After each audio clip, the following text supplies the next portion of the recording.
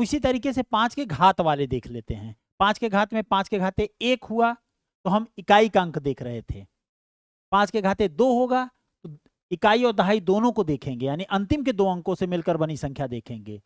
5 के घाते 3 होगा तो अंतिम के 3 अंक को देखेंगे, और 5 के घाते 4 हुआ तो अंतिम के 4 अंक देखेंगे। यानी जो घात पे आपको दिख रहा है, यहाँ आपको घात 1 दिखा तो अंतिम अंक केवल 1 देखना है, ठीक है, जो कि 5 का अभी बता भी दिए।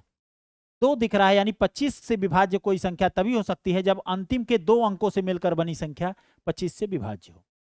जैसे लास्ट में देखें 3 8 7 5 0, या यहाँ 1 2 3 ऐसे कर लो कुछ।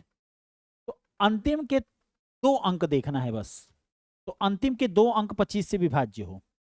ये देखिए 25 से अगर हम विभाजित करेंगे तो कितना आएगा, 25 दूना 50, पूरा पूरा कट रहा है, तो इसका मतलब ये संख्या भी क्या होगी, 25 से कटेगी।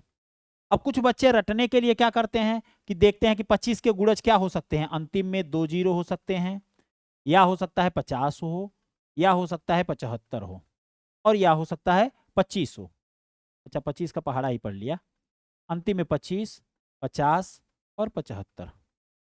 अगर ये हैं तो आप समझ लो कि पक्का है 25 से कटेगा। अंतिम 2 अंक या तो 0 0 हो, या 25 हो, या 50 हो, या 75 हो, यानी 25 का गुणज हो तो संख्या पक्का है 25 से कटेगा। ये देखिए ये लिखा भी है।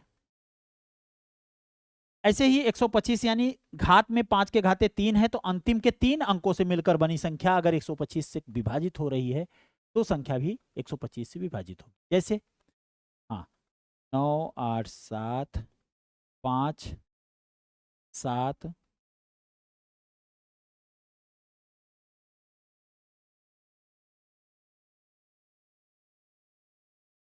5 2 5 0।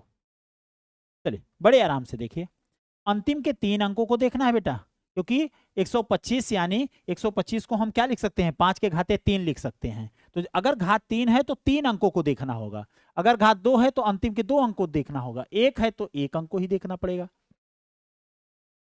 तो अगर हम 125 से अगर 250 में भाग दे रहे हैं तो 2 बार में जाएगा, यानी पूरा का पूरा 250 कट गया तो हम कह देंगे हाँ ये पूरी पूरी संख्या जो येलो कलर में दिख रही है वो 125 से पूर्णतया विभाज्य है।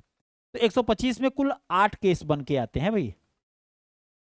देखो अंतिम 0 0 हो, 125 हो, कितने 0 0 125 350 250 375 500 625, यानी 125 के ये गुणज हैं तो कितने 3 3 6 और 2 8, 8 केस बन के आते हैं। तो 5 और 5 के घात वाले को भी हम समझ पाए हैं कि किस तरीके से हम उनकी विभाज्यता निकालते हैं बेटा।